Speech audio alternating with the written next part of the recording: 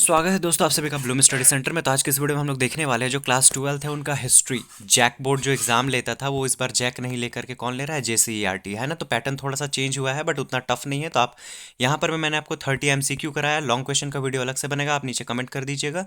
तो JAC board class 12 का history अभी एमसीक्यू 30 क्वेश्चन करने वाले हैं जल्दी जल्दी। जो कि आप क्वेश्चन पेपर को आप ध्यान से देखें तो कैसा फॉर्मेट होगा आपका, जो परीक्षार्थी यथासंभव अपने शब्दों में ही उत्तर देंगे। इस प्रश्न में 4 खंड ABCD जिसमें 52 क्वेश्चन है। खंड ए में 30 ऑब्जेक्टिव है, ठीक है, जिसमें 1 नंबर मिलेगा आपको। खंड बी में 31 से 38 अति लघु मतलब 1 लाइन वाले क्वेश्चन है। इनमें से 6 का उत्तर देना है आपको, 2 नंबर इसके लिए निर्धारित है।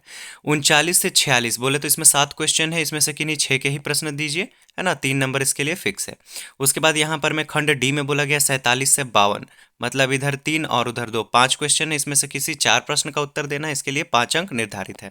तो ध्यान दीजिएगा, नीचे आपको ये इंस्ट्रक्शन नहीं दिया रहेगा तो आपको पता होना चाहिए कि हमको 4 बनाना है या 5, ये नहीं कि सब बना के आगे बढ़ते हैं। सबसे पहले हड़प्पा सभ्यता में कौन सा एक काम कीजिए, आप जल्दी से हमारे चैनल को सब्सक्राइब कीजिए। 12th का जितना भी मॉडल सेट है मैं सारा कवर करा दूंगा। हड़प्पा सभ्यता में कौन सा पशु अज्ञात था, मतलब हड़प्पा सभ्यता में कौन सा पशु का कोई जिक्र नहीं मिलता है, तो वो है घोड़ा।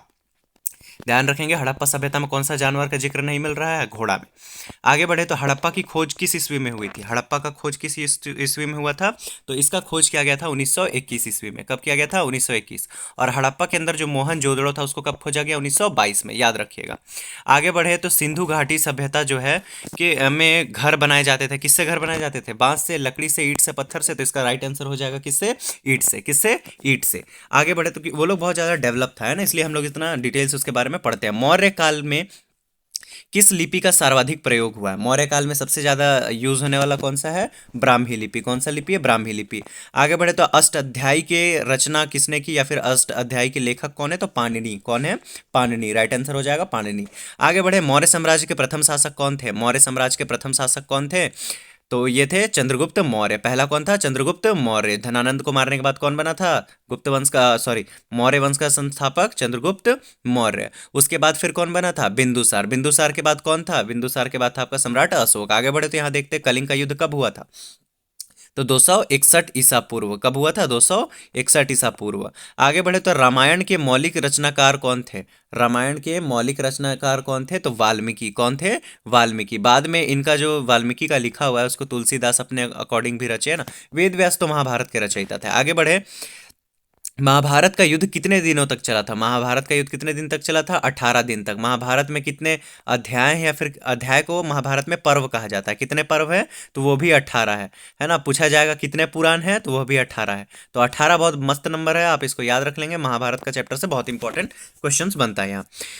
जातक कथा में किसके पूर्व जन्म की कथाएं संकलित है, जातक कथा में किसके पूर्व जन्म की कथाएं संकलित है, तो उसमें आपको मिलेगा बुद्ध की। किसकी, बुद्ध की। ये कृष्ण बोल्ड किया हुआ है, कोई बात नहीं, इस बुद्ध, हाँ ये रहा, ए नंबर राइट आंसर हो जाएगा बुद्ध की। अगर आपको लगता है कि डाउट है तो कमेंट करके बताइएगा, मेरे को कंफर्म नहीं हो पा रहा है। आगे देखते हैं, थेरवाद किस धर्म से संबंधित है, ये जो थेरवाद है ये किससे संबंधित है, तो बौद्ध धर्म से। किससे संबंधित है, बौद्ध धर्म से। रिहला के लेखक कौन थे, रिहला के लेखक कौन थे, इब्न बतूता। कौन थे, इब्न बतूता, नंबर 1।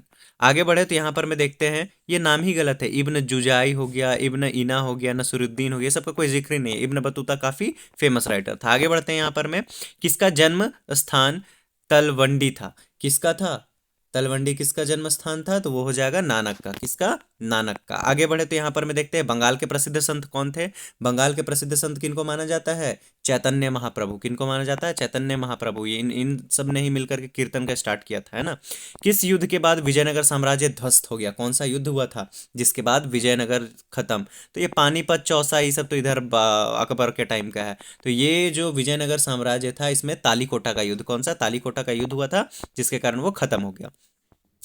मुगल काल में सर्वाधिक उपजाऊ भूमि को क्या कहते हैं, क्या कहते हैं, पोलज कहते हैं। क्या कहते हैं, पोलज। मोस्ट इंपॉर्टेंट क्वेश्चन, सबसे ज्यादा रिपीट होने वाला क्वेश्चन है कि किसे कहते हैं। और एक होता है कि मुगल काल का मुगलों का वित्त मंत्री, अकबर का वित्त मंत्री कौन था? तो वो था टोडरमल, है ना? या फिर पूछा जाएगा टोडरमल कौन था, तो उसका वित्त मंत्री था। आगे बढ़े तो विजयनगर का महानतम शासक कौन था? कौन था विजयनगर का? कृष्णदेवराय। कौन था? कृष्णदेवराय।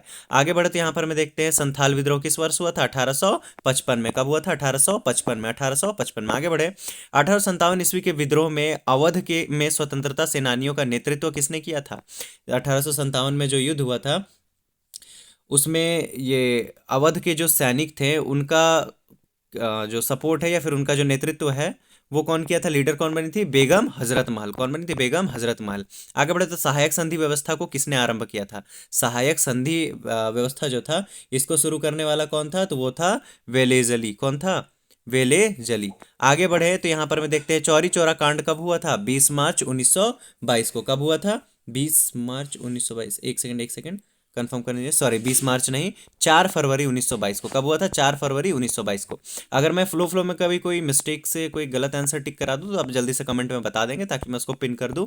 ओके, आगे बढ़ के देखते हैं तो गांधी इरविन पैक्ट क्या हुआ, सॉरी कब हुआ था? ये जो गांधी इरविन पैक्ट है 22 नंबर बताया जा रहा है, ये कब हुआ था? तो 1931 में। कब हुआ था? 1931 में। स्वतंत्र भारत के प्रथम भारतीय गवर्नर जनरल कौन थे? कौन थे?